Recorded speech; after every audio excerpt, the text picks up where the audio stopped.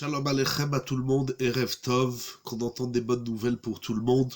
Bienvenue sur notre plateforme, sur votre plateforme Yeshiva Zoom, cours du lundi soir sur la halacha, que nous allons essayer d'étudier ensemble, une halacha très importante dans Ilchot Shabbat. Je voudrais avant tout dédier cette étude pour la refoua shelema de tous les malades du Covid ou d'autres maladies, parce que les autres, on les oublie malheureusement, qu'Akadosh Baruch Hu, il donne la santé à tout le clan Israël. Et face également à Kadosh Baruch Hu, que ceux qui ne sont pas malades, qui sont en bonne santé, qui le restent, Bezrat Hashem, jusqu'à 120 ans, Admea Ave Esrim. La Gemara, sans plus tarder.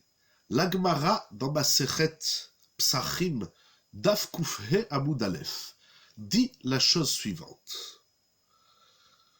Shabbat Kovaat le Kiddush.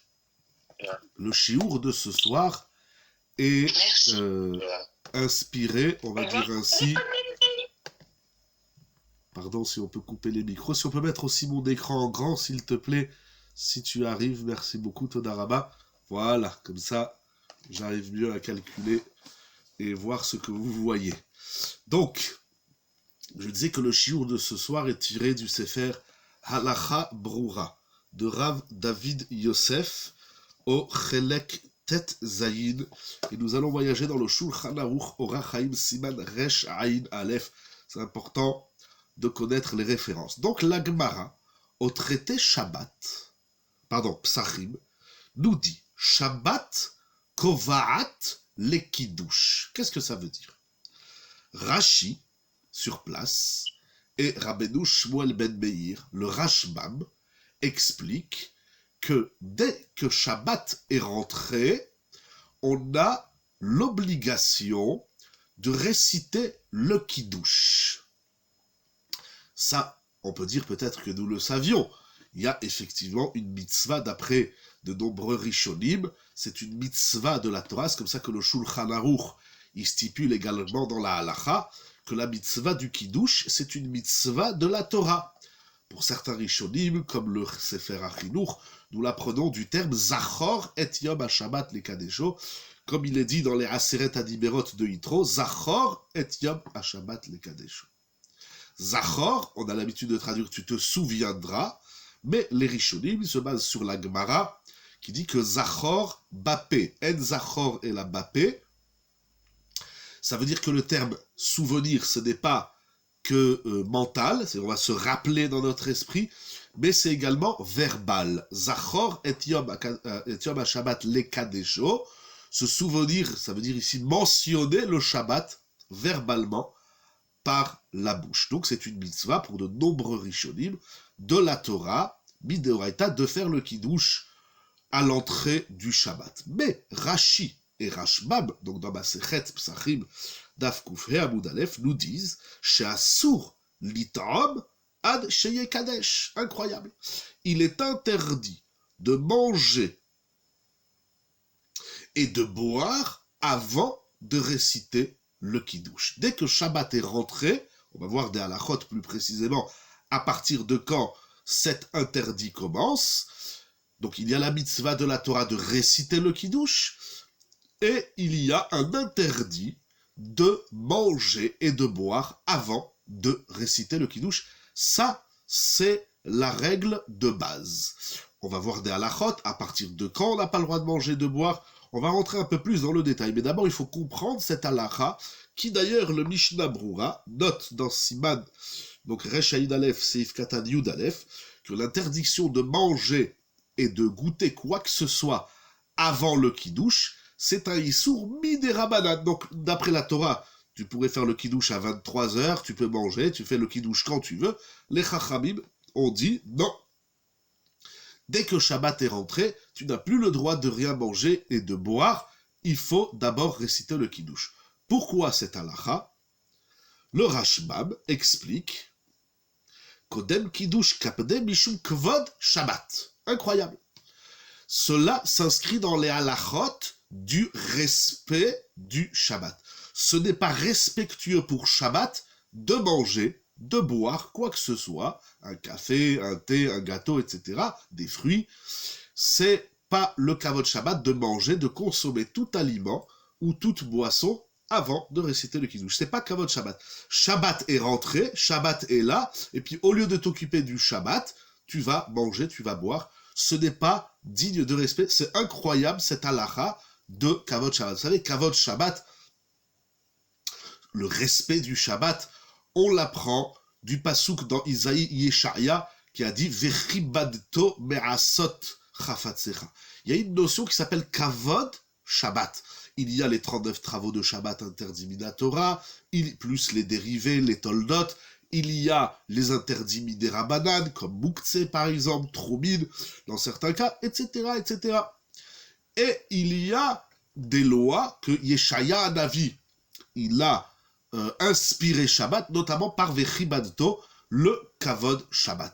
La Gemara, elle demande au traité Shabbat, qu'est-ce que ça veut dire honorer, respecter le Shabbat? Qu'est-ce que ça veut dire?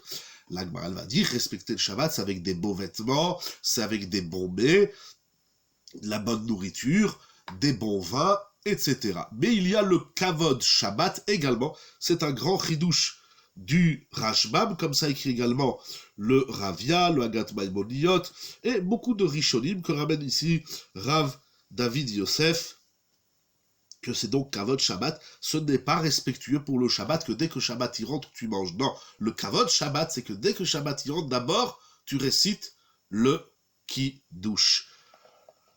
Le Shulchan Aruch écrit, donc au Siman Reshaïd Aleph Seif Dalet, Asur Lit'am Klum Kodem Sheye Kadesh. Il est interdit de goûter, même de goûter, ne serait-ce que de goûter quoi que ce soit avant de réciter le Kiddush. Et le Shulchan Aruch est très sévère parce qu'il dit Afilu Mayim, même de l'eau, c'est-à-dire même boire un verre d'eau avant le Kiddush. Telle est la conclusion de nombreux Rishonim. Il y a dans le Rambam une discussion. Comment comprendre le Rambam? Est-ce qu'il est interdit seulement de boire du vin ou même de l'eau? En tout cas, de nombreux Rishonim et, comme on a dit, le Rashbam, le Ravia, le Ran, le Sefer Pardes, le Ritba, le Chotraïm, qui vont interdire même de l'eau. Ça veut dire que dès que Shabbat est rentré, même boire un verre d'eau, ceci est interdit. C'est donc Asrou Chachamim, les Chachamim ont interdit de manger, de goûter, de boire, ne serait-ce qu'un verre d'eau, avant de réciter le Kiddush. C'est tout simplement incroyable, cette halakha du respect du Shabbat. À partir de quand commence cet interdit? Alors, il y a une grande discussion dans les Rishonim.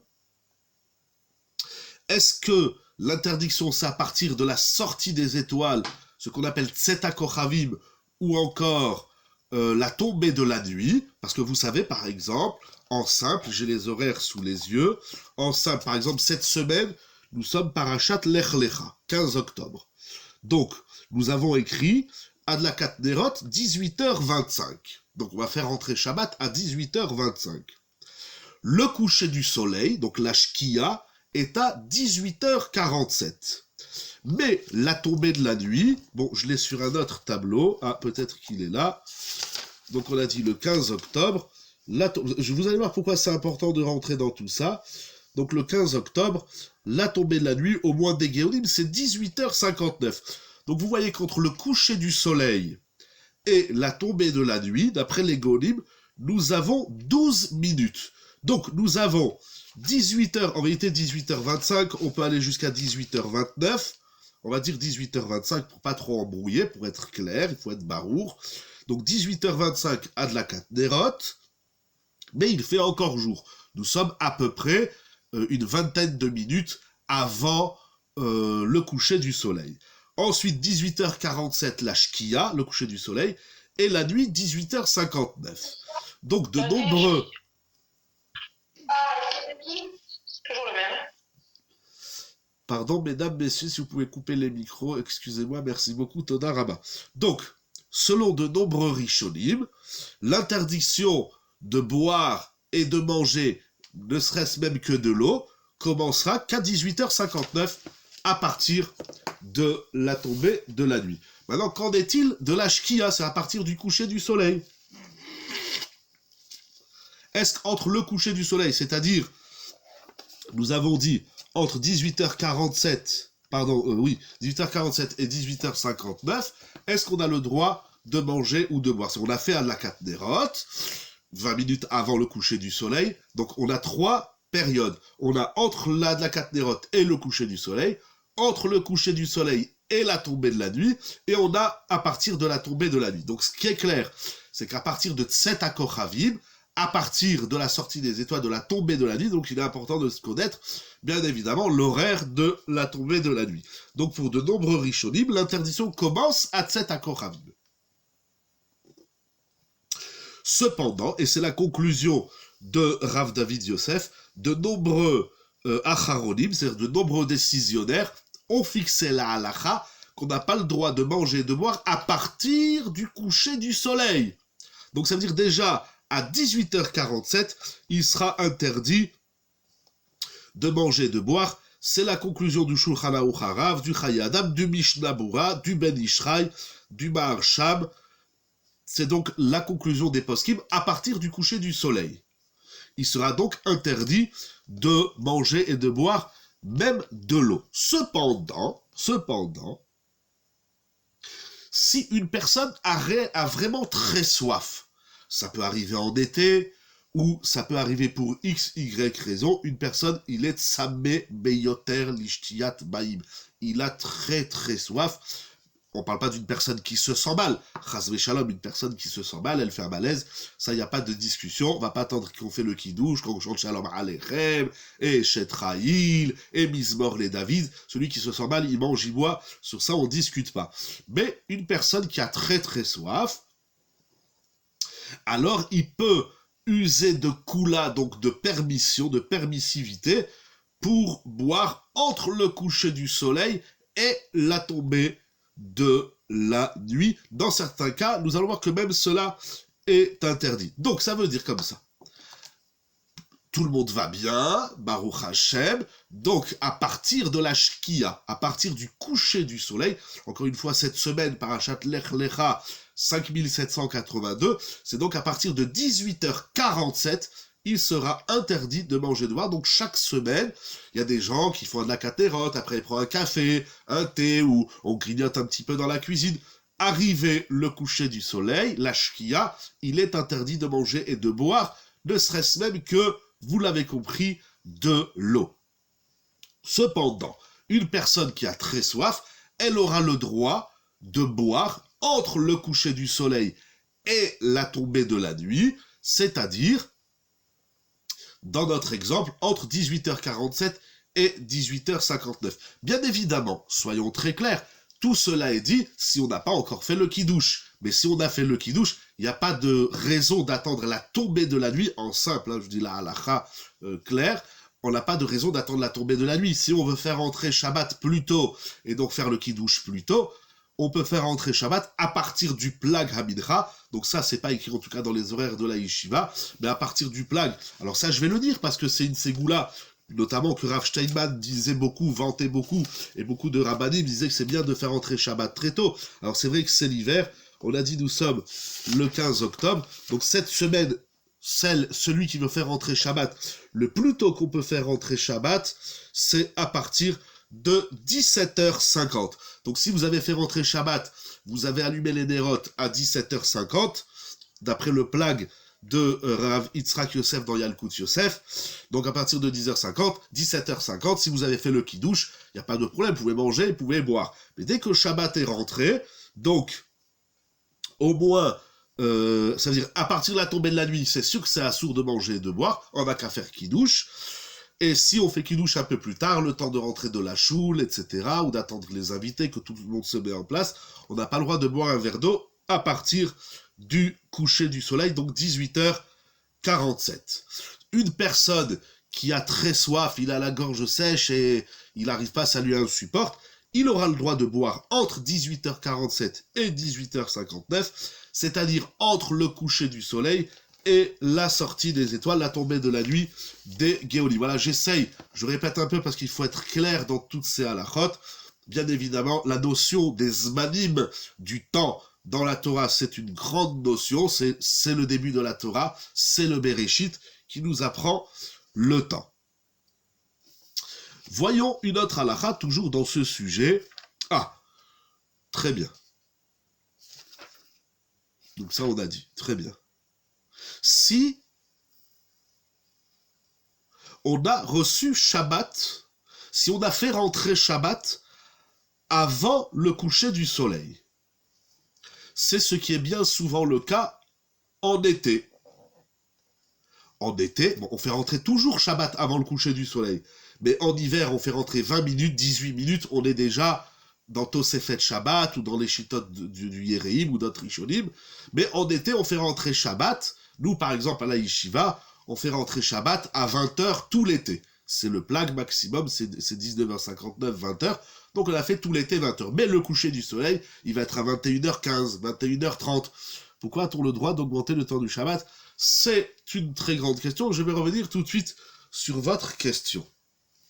Donc, en tout cas, je vais revenir tout de suite. C'est une très très très grande question. Donc, quand on fait rentrer Shabbat avant le coucher du soleil, c'est le cas toute l'année, je dis juste qu'en été, on le fait rentrer 1 heure, 1 heure et quart, 1 heure et demie, 2 heures, 3 heures avant le coucher du soleil. Entre l'allumage des nérotes et l'ashkia et le coucher du soleil, on a le droit de boire, on a le droit de manger, excepté dans certains cas que nous allons voir tout de suite. Alors, vous demandez pourquoi. Alors, je vais vous sortir le livre que j'ai sous les yeux.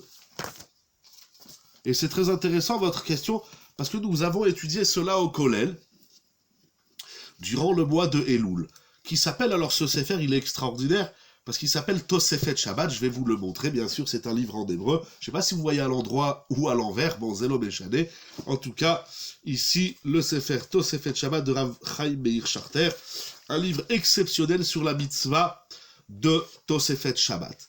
Alors, vous demandez pourquoi. Alors, il faut savoir, je vais essayer de retrouver, parce que je n'avais pas prévu de parler de ça, je vais essayer de retrouver le pourquoi. Alors, tout d'abord, on va aller directement à la page Yud Dalet du Sefer Tosefet Shabbat. Tout d'abord, il faut savoir que pour de nombreux Rishonim, de nombreux décisionnaires, la mitzvah de Tosefet Shabbat, c'est-à-dire rajouter, étendre l'extension du Shabbat, c'est une mitzvah de la Torah. C'est la Torah elle-même qui dit « Ya Shabbat » et il y a, voilà, mitzvat aseh mina Torah. Donc ce n'est pas simplement un élan personnel parce que j'aime Shabbat, alors je veux faire rentrer Shabbat plus tôt. Il faut savoir que la mitzvah de Tosefet Shabbat, c'est une mitzvah de la Torah. Comme ça, c'est écrit dans le Magen Avraham, dans Shulchan Aruch Harav et dans le Aruch HaShulchan. Il dit que la majorité des Rishonim, donc le Bahag, le Rif, le Rosh, le Smak, le Yereim, Rabbeinu Nissim, le Ran, le Magid Mishneh, ils disent que c'est une mitzvah de la Torah. Quelle est la chita du Rambam? C'est très complexe, nous n'allons pas rentrer dans cela ce soir. Mais vous demandez pourquoi? Alors, il y a à cela plusieurs raisons. Tout d'abord, c'est pour faire une barrière au Shabbat. Parce que, normalement, Shabbat, dans les exemples de cette semaine, il rentre à 18h59, c'est-à-dire à la tombée de la nuit. Avant la tombée de la nuit, ce qu'on appelle la Shkia, le coucher du soleil, nous avons un Safek éternel, déjà dans le Talmud, dans la Torah, nous avons un Safek, un doute. Est-ce que la nuit, c'est le coucher du soleil ou c'est la sortie des étoiles? Donc, à partir du coucher du soleil, on est donc dans un Safek Deoraita. Peut-être que c'est déjà la sortie des étoiles. Donc, il faut faire la mitzvah de Tosefet Shabbat avant le coucher du soleil. Combien de temps? C'est une grande discussion. Aujourd'hui, le Mishnah Brura est repris par de nombreux décisionnaires dans la halacha. On fait rentrer Shabbat 18 minutes avant le coucher du soleil.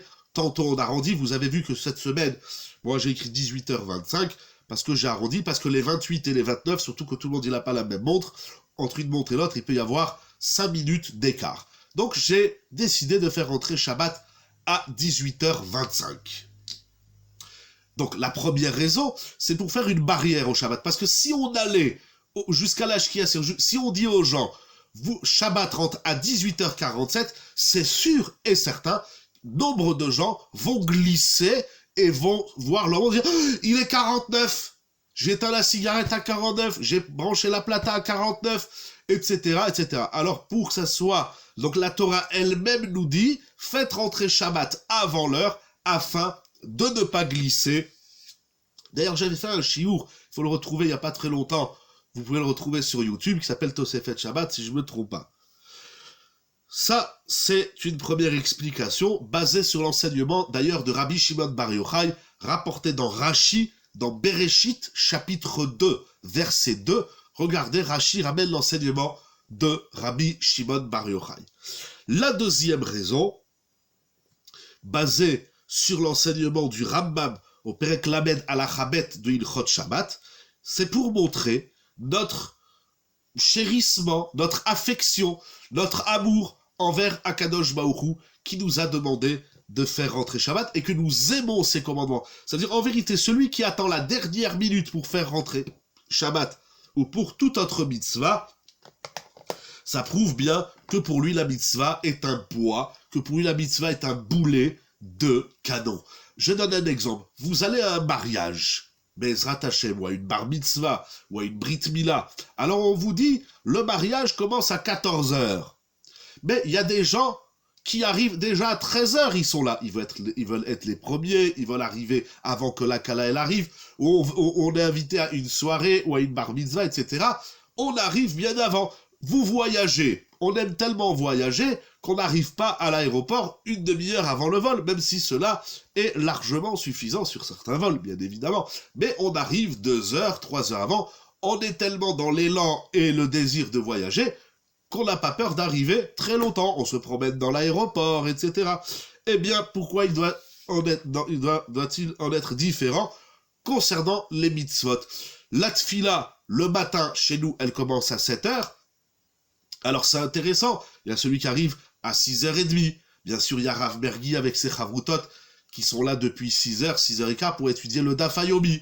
Il y a ceux qui viennent à 6h30 pour étudier Masechet Sanhedrin, et puis il y a celui qui arrive à 7h moins quart pour être à l'heure à la tfila, il y a celui qui arrive à 7h, parce que 7h c'est le début, je sais pas comment il va commencer au doux, il doit mettre cette filine, il y a celui qui arrive à 7h02, 7h03, 7h05, 7h10, il y a celui qui arrive à 7h15, il y a toutes sortes d'horaires, c'est incroyable que tout le monde n'arrive pas, je dis pas à l'heure, mais même avant l'heure. Ça dénote bien sûr, je comprends, les gens sont fatigués, ils ont dormi tard, etc., etc., etc. Mais, nonobstant tout cela, c'est intéressant que pour un voyage, plus personne n'est fatigué, pour un mariage, plus personne n'est fatigué. Ok, alors je connais le Yetzer Hara. Le Yetzer Hara dit oui, mais un mariage, c'est une fois de temps en temps, l'avion, c'est une fois de temps en temps, le train, c'est une fois de temps en temps, mais la tfila, c'est tous les jours. Et comme c'est tous les jours, alors on s'autorise une certaine coolitude, une certaine élasticité dans le temps. Ce n'est pas top. En tout cas pour Shabbat, et Shabbat qui sait que c'est une grande mitzvah avec toute sa bracha et sa kedusha et sa menoucha, donc on montre notre attachement, notre amour, notre désir de faire les mitzvot. Shabbat, d'après le Shla Akadosh, est comparé à une mariée, à la Kala. Or, la Kala, elle arrive maquillée de 24 ornements, de 24 parures. Comme ça, c'est écrit dans la Gemara. Aujourd'hui aussi, en plus qu'elle fait son chignon et sa robe de mariée, elle va se faire les ongles et les yeux et les cils et les sourcils et les maquillages. Et c'est bien et c'est important. Elle n'arrive pas, entre guillemets, nature. On va lui faire une tosefet. Eh bien, Shabbat, c'est comme une kala, il faut l'embellir. Alors, il y a encore d'autres raisons. Qu'est-ce qu'on va dire ce soir? Qu'est-ce qu'on va dire encore? Alors, bien sûr, après les références, il y a encore une fois, il y a dans la Gemara, nous avons vu la Gemara au traité Rosh Hashanah, l'opinion de Rabbi Akiva, Rabbi Ishmael, c'est ramené dans les Midrashim 1, 2, 3, 4, 5.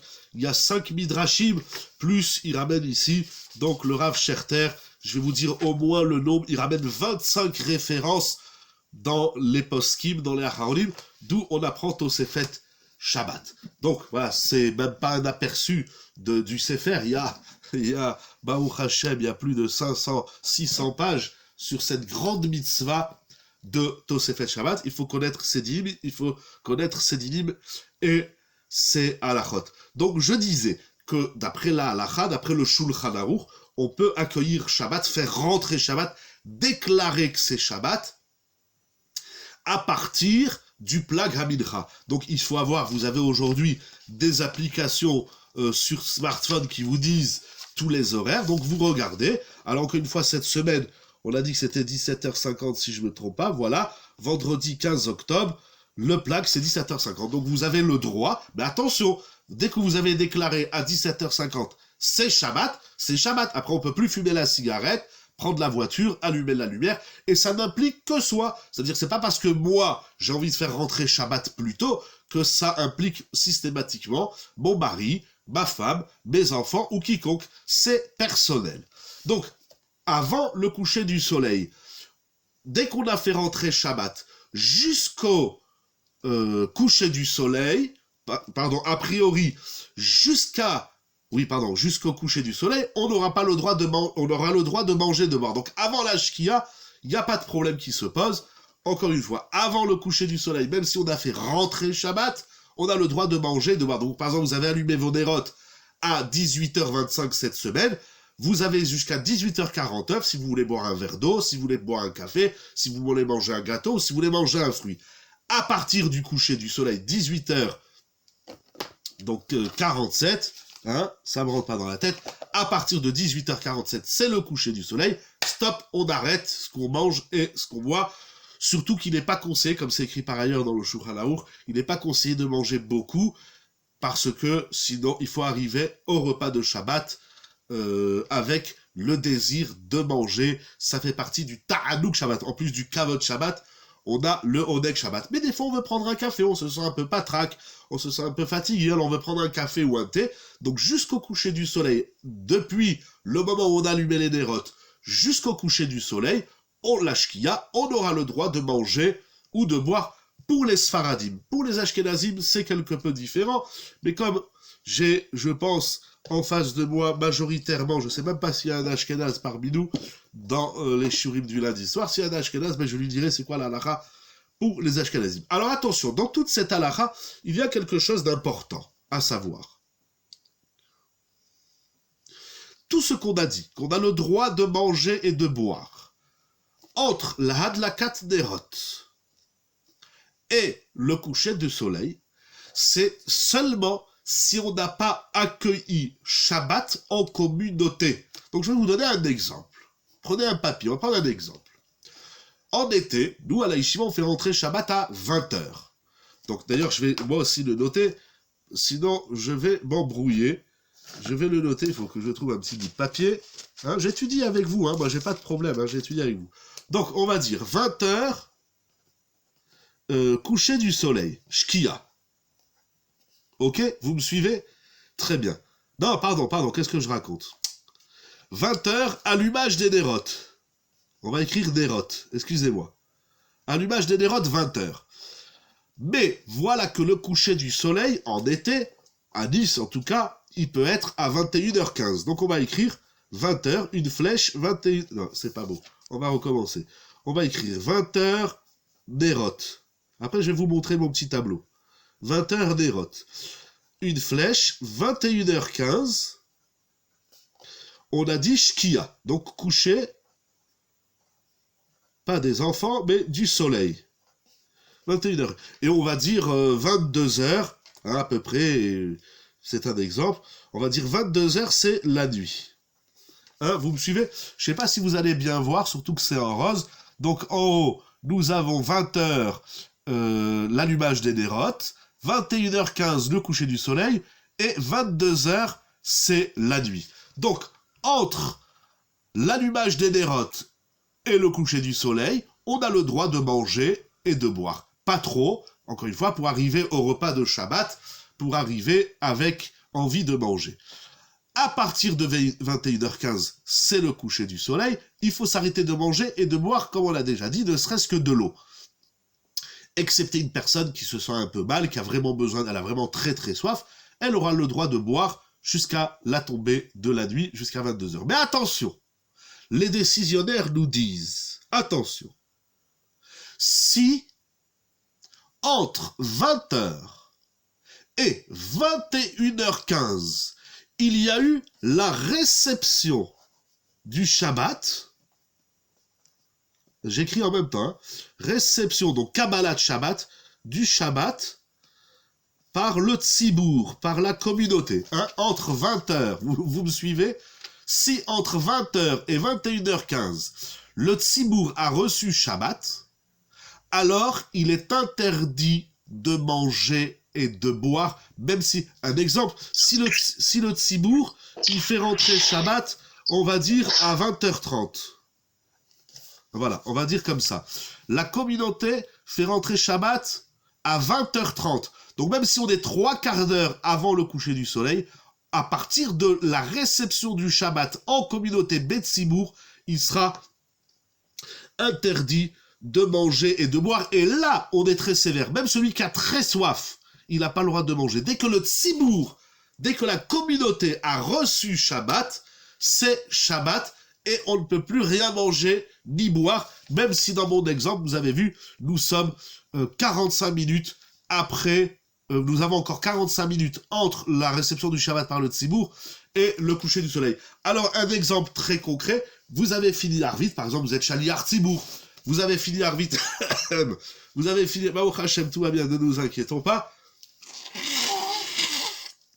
Donc, si nous avons reçu, par exemple, vous êtes Shaliar Tzibour, vous avez fait Arvit, et après Arvit, j'ai soif parce que j'ai chanté, je me suis donné à fond.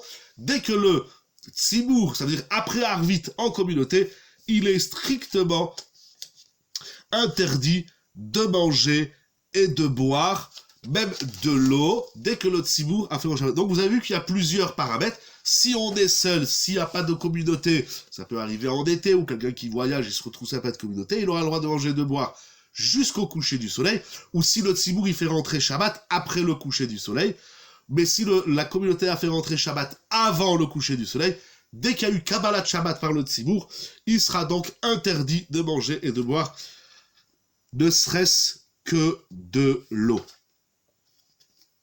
Alors, encore une halakha, très importante. Très bien. Alors, Rav David Yosef nous dit, à la page Kouf Tzadik Zaïd, si une personne doit prendre des médicaments, comme il rapporte au nom du Chut Shani, au nom de Rav Nissim Karlitz, il y a des gens qui ont des problèmes de santé, quand je vous envoie la réfoua chez les mains à tout le monde, et leur problème de santé fait qu'ils doivent prendre des médicaments. Par exemple, une demi-heure avant le repas. Ils ont des problèmes de tension, de diabète, etc.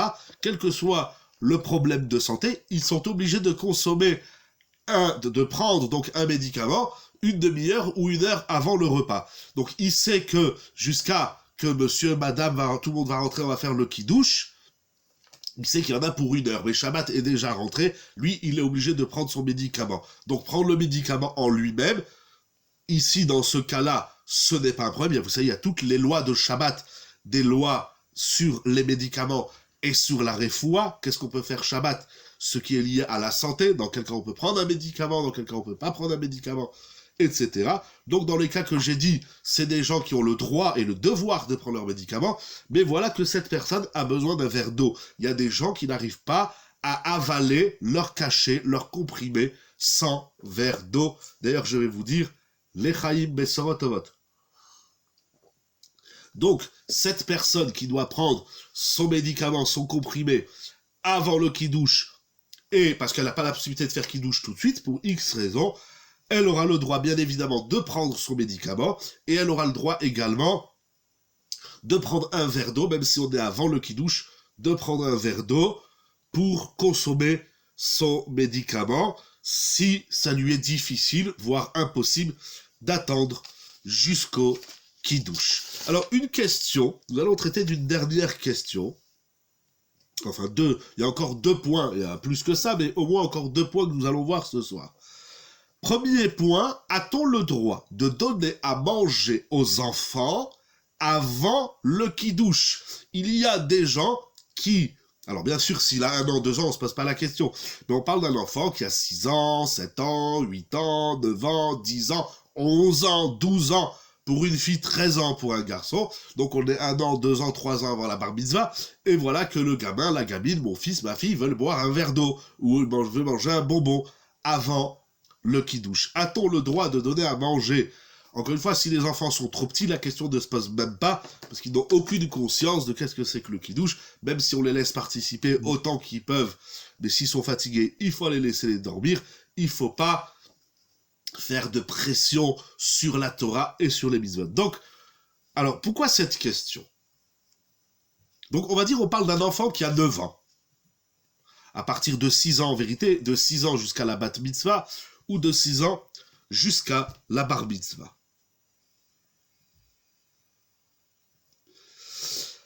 Alors, pourquoi cette question? Pourquoi on se pose la question? C'est un enfant. Bon, bien sûr, on va l'éduquer, comme il dit Rabbi Chaim Falaji, il rapporte Rav David Yosef.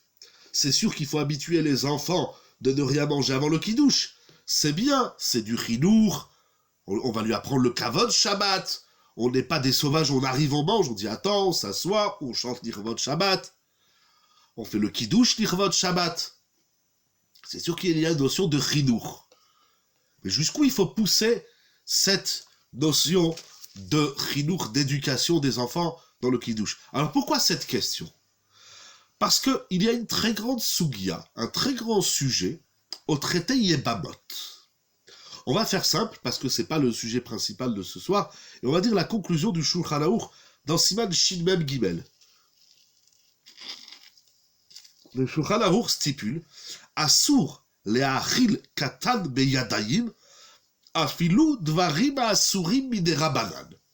Le Shulchan Aruch, dans Orach Chaim Siman 343 Shin Mem Gimel, nous dit qu'il est interdit, il est assour de donner à manger à des enfants d'un aliment qui n'est pas cachère, même si ce n'est qu'un interdit miderabanan. Encore une fois et en simple, vous savez qu'il y a des aliments qu'on n'a pas le droit de manger minatora, c'est-à-dire que d'après la Torah, on n'a pas le droit de manger du cochon, du chameau, du lapin, etc.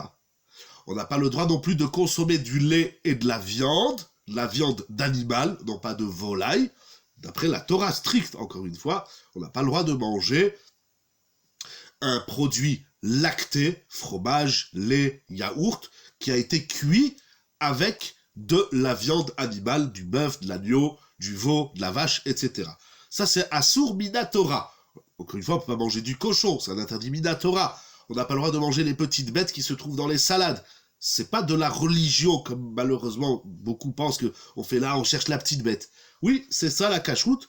Chaque petit moucheron, chaque petite fourmi, chaque petite bestiole qui se trouve dans une salade, dans un fruit, dans une date, c'est Asur Minatora. Ce sont des interdictions graves de la Torah. Il faut faire très attention aux lois de la cache-route. Ce n'est pas de la religion et ce n'est pas qu'une machine pour faire du fric.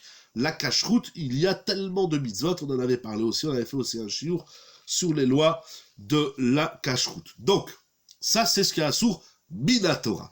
Il y a des aliments interdits à la consommation, c'est-à-dire des aliments dits non cachers, par loi rabbinique, miderabanan.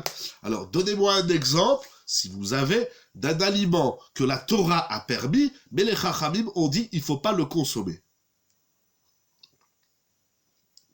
Alors, un exemple très simple, je l'ai déjà dit, c'est la volaille et le lait. Ça, vous allez manger du poulet. Et puis sur le poulet, vous voulez mettre du beurre. Ou vous voulez mettre je sais pas moi, de la crème bien sûr, lactée. Alors, d'après la Torah stricte, c'est permis. Les chachamim ont interdit. On comprend très bien. Parce que la volaille et le lait, si on mange du poulet ou de la dinde ou du canard au beurre, on risque de manger du bœuf avec du beurre. Donc les chachamim, ils ont fait une barrière. Il y a beaucoup d'autres aliments qui sont assour, qui sont interdits miderabanan. comme c'est stipulé dans la halakha, bien évidemment. Maintenant, un enfant. Est-ce que, par exemple, on va prendre un exemple simple. Vous avez fait vos courses au supermarché, Carrefour, Auchan, Leclerc, etc. Et puis, vous avez acheté, sans faire exprès, ça arrive, des fois on est étourdi, on est au téléphone, ou tout simplement, on pense que c'est cachère. Vous achetez des bonbons, voilà, vous achetez des bonbons. Vous voyez des belles sucettes, choupa choup, ou vous voyez des bonbons, vous dites ça, je vais acheter ça pour les enfants.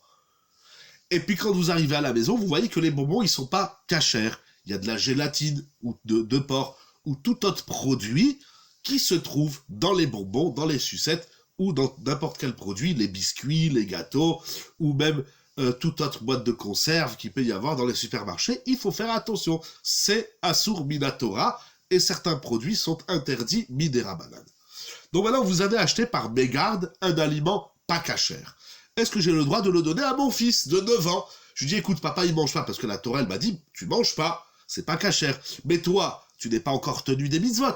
Oui, je sais, vous allez me dire, mais il y a au moins le chidour. Ok, mais je dis, c'est dommage, j'ai quand même payé ce paquet 3, 4, 5 euros, au lieu de le jeter à la poubelle, je le donne à mon fils, je le donne à ma fille de 8, 9 ans. Alors les Chachamim nous disent, on apprend d'un pasouk d'ailleurs de la Torah, qui dit qu'on n'a pas le droit, c'est assour, de donner un aliment pas cachère à un enfant. Et le Shulchan Aruch dit qu'on n'a pas le droit de donner un aliment pas cachère à un enfant, même si cet aliment non cachère ne le serait, c'est-à-dire qu'il n'est pas cachère seulement par loi rabbinique. Par exemple, vous avez fait une erreur, vous avez fait un poulet, et puis votre poulet, vous l'avez fait dans une casserole de lait. De lait, ça veut dire qu'il y a moins de 24 heures, vous avez fait, je sais pas moi, par exemple, comment on appelle ça, j'ai oublié, vous avez fait par exemple des pâtes au fromage ou des pâtes au beurre dans une casserole. Hier soir, on va dire ce soir à 20h, vous avez fait des pâtes au beurre. Demain matin, madame, elle va cuisiner un poulet, on va dire d'abord un morceau de viande. Un morceau de viande. Au lieu de le jeter, j'ai fait 1 kilo de viande. Alors c'est assourd de le manger.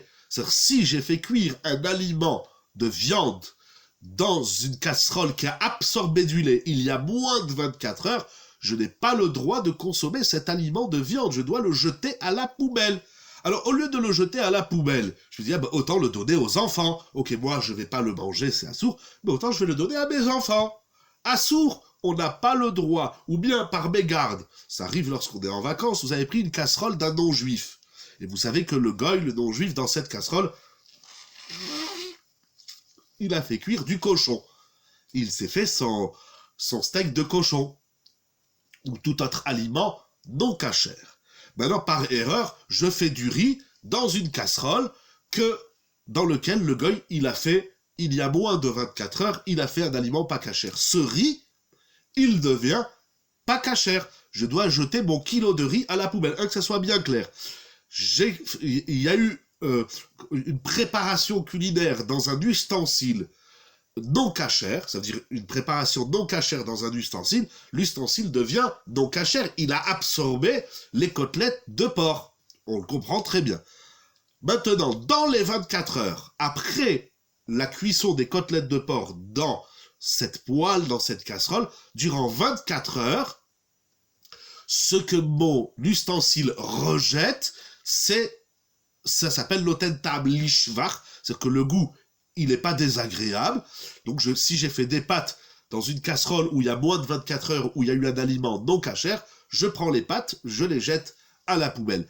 De même, si j'ai fait des pâtes au beurre, c'est que je prends les pâtes, dans la casserole je mets du beurre, je mets du fromage, et j'ai fait ces pâtes au beurre et au fromage dans une casserole où il y a moins de 24 heures, où j'ai fait de la viande. Donc ma casserole est absorbée de viande.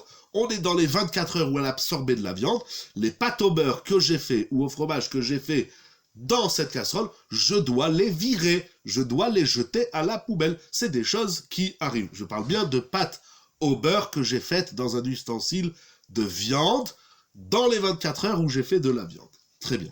Maintenant, je me dis, et si la personne animale peut-être donner l'aliment à celui-ci? Alors, c'est une très bonne question, parce que ça va dépendre des aliments non cachers. Alors, bassar bechalav, si c'est du lait mélangé avec de la viande, surtout derer bichoul, parce qu'ils ont, comment dirais-je, ils ont cuit ensemble, et même si là, on va rentrer dans Tam, Keikar, des Oraita, des Rabanan, dans bassar bechalav, mais en simple, du lait et de la viande qui ont été cuisinés ensemble, c'est non seulement assourd à la consommation, c'est également interdit d'en tirer profit. Donc j'ai pas le droit de donner à mon chien, ou à mon chat, ou à mon poisson, ou à mon perroquet, ou appelez ça comme vous voulez, le lait et la viande qui ont été cuisinés ensemble, ils doivent être détruits. La Torah nous apprend ça, la Gemara dit au traité Choulin, parce que dans la Torah c'est écrit 3 fois Lo tevachel gedi pachalev imo. Lo tevachel gedi, c'est-à-dire tu ne cuisineras pas dans Parashat Kitissa, et les autres fois j'ai oublié où c'est écrit, en tout cas c'est écrit 3 fois dans la Torah, tu ne cuisineras pas le lait et la viande ensemble. Lo tevachel gedi pachalev imo. Alors la Gemara elle demande pourquoi c'est écrit 3 fois? Une fois, ça suffit. Elle dit ça nous apprend qu'il y a 3 interdits. Premièrement, il y a l'interdit de faire cuire du lait et de la viande, quelle que soit la quantité de l'un ou de l'autre. C'est une bonne question, mais on n'est pas dans Bassar Bechalav, on va revenir à Kiddush, mais en vérité, quel que soit, ça change pas la quantité, même une quantité infime, on n'a pas le droit. Si par mégarde, il y a du lait qui a giclé dans mon rôti, j'ai pas fait l'interdit, ça a giclé, il faut faire attention dans la cuisine. Mais celui qui veut faire cuire du lait et de la viande, même s'il va pas les manger, je fais cuire du lait et de la viande, c'est pas pour moi, c'est par exemple je travaille chez un non-juif, je suis cuisinier. C'est des grandes questions dans la halacha. Donc premièrement l'interdiction de cuire du lait et de la viande, deuxièmement l'interdiction bien évidemment de les consommer, c'est pas moi qui les cuis, c'est quelqu'un d'autre qui a cuit le lait et la viande, je n'ai pas le droit moi de les consommer, et troisième interdit, minatora, ça c'est des interdictions de la Torah, c'est pas des interdictions rabbiniques, ce sont des interdits minatora. Donc, troisième interdit concernant Bassar Bechalav, c'est l'interdiction d'en tirer profit. Ça veut dire que si j'ai fait un rôti de veau à 38 € ou un rôti d'agneau, et j'ai mis du beurre, je me suis trompé, ben je le prends, il finit à la poubelle. Je peux pas le vendre au voisin. Je vais chez le voisin, je lui dis écoute, je l'ai payé 38 €, regarde, il y a l'étiquette, et d'ailleurs il est cachère. Je vais pas entrer dans la chéla si on peut donner de la viande cachère à un non-juif. C'est des grandes questions dans la halakha. En tout cas, je n'ai pas le droit de le vendre. Je n'ai pas le droit non plus de donner à manger à mon animal, parce que j'ai tiré profit, j'ai économisé X boîtes de conserve ou de croquettes, etc. Donc par rapport à la question, est-ce qu'on peut donner un aliment non cachère à un animal? De manière générale, oui, mais Bassar Bechalav, c'est assourd. De même, un autre interdit qu'on n'a pas le droit de donner à un animal, c'est le chametz. C'est pour ça les gens qui ont des animaux, le chat, le chien, les poissons, il faut faire attention que ce qu'on leur donne à manger. Oui, j'ai pas compris. Peut-être vous n'avez pas fini d'écrire toute la question ou la réponse. En tout cas, à Pessah, il faut faire attention de ne pas donner à manger à son animal du chametz. Il y a des gens qui voyagent et qui laissent leur chat ou leur chien dans des... Comment on appelle ça? J'ai oublié, dans des... c'est le mot qui m'échappe. Bekitsour, dans des foyers pour les animaux. Alors si... il doit faire attention, il doit leur dire attention, mon chien, mon chat, il faut pas qu'il mange du levain et du chametz. Et oui, c'est comme ça, c'est la halakha, c'est la beauté de la Torah. Donc, mina Torah, on n'a pas, et midé rabanan, on n'a pas le droit de donner à manger à un enfant si cet aliment, il est interdit à la consommation, qu'il soit interdit de par la Torah ou de par les chachamim. Donc vous vous êtes trompé, vous avez fait des pâtes au beurre dans une casserole de viande dans les 24 heures, il faut jeter les pâtes, je vais dire, ah ben non, je vais pas les jeter, autant les donner aux enfants. C'est assourd. Donc au vu de ce que nous dit le Shulchan Aroukh, qu'on n'a pas le droit de donner à un enfant un aliment interdit à la consommation, on s'est posé la question, nous dit Rav David Yosef, dans Halacha Broura, Chelek Shisha Asar Tetzaïd, page Kouf Tzadikret, est-ce qu'on a le droit de donner à manger aux enfants avant le Kiddush? Puisque manger avant le Kiddush, c'est un interdit des Rabbanan, peut-être qu'il serait interdit de donner à manger aux enfants. Alors, Rav David Yosef écrit la chose suivante.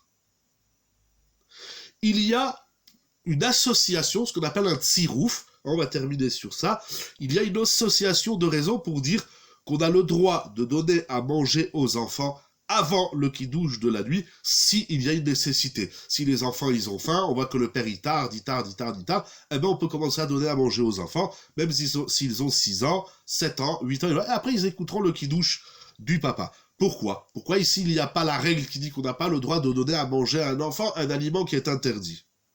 Alors, premièrement, on va pas dire toutes les raisons, il y en a qui font un peu plus de temps, il faut développer. Alors, nous avons la raison du Magen Avraham, qui est reprise par de nombreux décisionnaires. Le Magen Avraham, il dit quelque chose d'intéressant. Il dit qu'il faut distinguer entre un aliment qui en lui-même n'est pas cachère et un aliment qui est cachère, mais qu'on ne mange pas à cause d'une raison extérieure, notamment le temps. Ça veut dire ce que mon enfant va manger, c'est cachère. Mais les Chachamim, ils ont dit, ne le mange pas avant le kidouche. Alors ça ne concerne pas les enfants. L'interdiction, vous comprenez la nuance.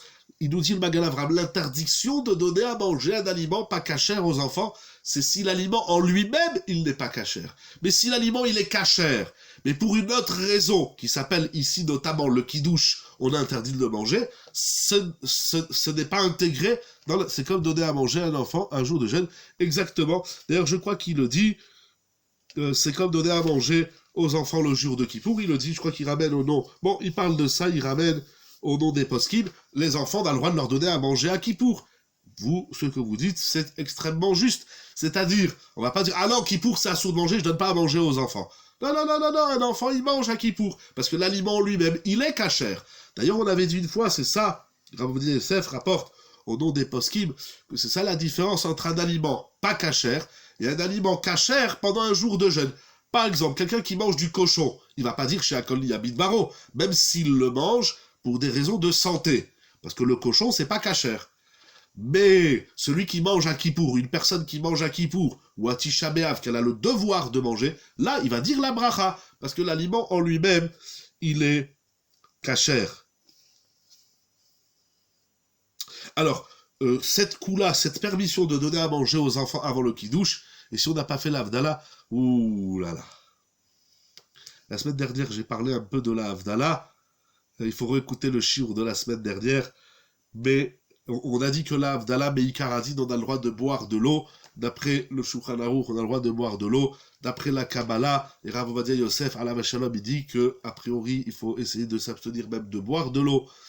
Mais il faut revoir exactement tout il Chot Havdalah. C'est une très bonne question. Mais dans Havdalah, il y a plus de souplesse que par rapport à l'entrée du Shabbat qui est le Kiddush. Donc pour conclure, il dit Rav David Yosef, Mikol Makom, Mikol Ze, Mouchach Ledia Deav Bektanim, Eleakel Elak Sheut Sorech Mamash. Si on peut faire attendre les enfants 5 minutes, 10 minutes, on dit les enfants, ne vous inquiétez pas, papa il arrive dans 5-10 minutes. Dans 5-10 minutes, on fait le Kiddush. Bon. Ça s'inscrit dans ce qu'il a dit Rabbi Haim Falaji. On peut faire attendre un enfant. Mais un enfant, il a faim. On va pas le faire souffrir, Ribono Shalolam. La Torah, l'olitna letzar. La Torah ne nous a pas été donnée pour souffrir. Alors il a faim. Tu sais que ton mari va rentrer à 21h. Le temps qu'il parle avec les copains, le temps qu'il va voir ses parents, le temps qu'il parle avec toute la terre. Surtout s'il a une responsabilité communautaire, tu sais qu'il va arriver tard. Alors donne à manger aux enfants, qu'est-ce qu'il y a à la brioute? S'il y a une réelle nécessité, on peut donner à manger aux enfants. Et enfin, pour terminer, une dernière halakha. Où est-ce que j'ai mis mon petit papier? Une dernière halakha très importante, nous dit le Shulchan Aruch, toujours dans Siman Resh Aïn Aleph. Alors là, on est au Seif Zaïd.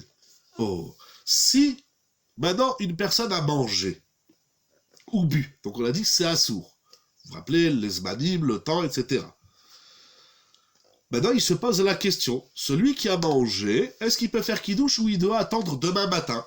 Alors c'est très intéressant parce que le Rashbam, Rabbeinu Shmuel nous dit, celui qui a mangé avant le kidouche, il peut plus dire le kidouche de vendredi soir, il doit attendre demain matin. Mais la halakha n'est pas ainsi, comme ça la Gemara dit dans Psachim, Dafkouf Zayin Amud Aleph, Amar Rava, Ilcheta Ta'am Mekadesh. La halakha dit que même celui qui aurait mangé, et pas seulement parce qu'il a oublié que c'était assour, ou il ne savait pas que c'était interdit, ou bien ou même par...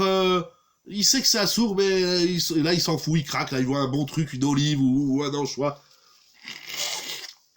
il voit un bon truc à manger, il a craqué, il a mangé, eh bien, il dit le Shulchan Aruch, Afal pi she'asur lo lit'am kodem kiddush, même si il est interdit de manger, de goûter quoi que ce soit avant le kiddush, si jamais il a mangé, et même, il dit Rav David Yosef, Tzadik Aleph, au nom du Rambam, du Mishnah Brura, et de beaucoup d'autres Rishonim et Poskim, même s'il a fini tout le repas. Par exemple, quelqu'un, il a fini tout le repas de vendredi soir, il dit, ah, Rabotai, on a oublié de faire kiddush. Eh bien, il fait le kiddush du vendredi soir, même s'il sait que c'est assourd de manger, donc on n'est pas possède comme le Rajbam, hein, si je ne me trompe pas, c'est le Rajbam. La halacha, c'est que on est possède, oui c'est ça, c'est le Rajbam. La halacha, c'est comme tous les Rishonim, c'est que même celui qui a mangé Beissour, il n'avait pas le droit de manger, il n'avait pas le droit de boire, malgré tout, s'il a mangé, s'il a bu, il devra faire le kiddush de vendredi soir.